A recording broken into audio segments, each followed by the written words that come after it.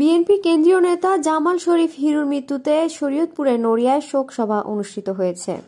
নড়িয়া থেকে মোহাম্মদ কবিরুজ্জামানের পাঠানো প্রতিবেদন ও ভিডিও চিত্র নিয়ে বিস্তারিত। কেন্দ্রীয় বিএনপির নেতা জামাল শরীফ হিরোর মৃত্যুতে শরীয়তপুরের নড়িয়া উপজেলার ঢালিপাড়া এলাকায় বিএনপির উদ্যোগে শোক সভা অনুষ্ঠিত হয়েছে।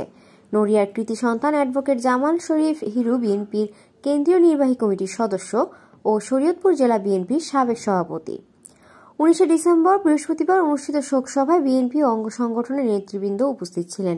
তার রুহের মাগফিরাত কামনায় শোক সভা ও দোয়া মাহফিল অনুষ্ঠানে উপস্থিত ছিলেন জেলা বিএনপির সহসভাপতি আব্দুল মান্নান মাতবর, সাংগঠনিক সম্পাদক মাহবুব আলম তালুকদার, জেলা কৃষক দলের যুগ্ম সম্পাদক মোহাম্মদ মামুন মাতবর, নড়িয়া উপজেলা বিএনপির সাবেক সাধারণ সম্পাদক মমিনুল হক স্বপন মাঝি, সাধারণ সম্পাদক রয়্যাল মাঝি, নুরুজ্জামান শেখ সহ জেলা ও উপজেলা বিএনপির নেতাকর্মী ও অঙ্গ সংগঠনের নেতাকর্মীরা উপস্থিত ছিলেন।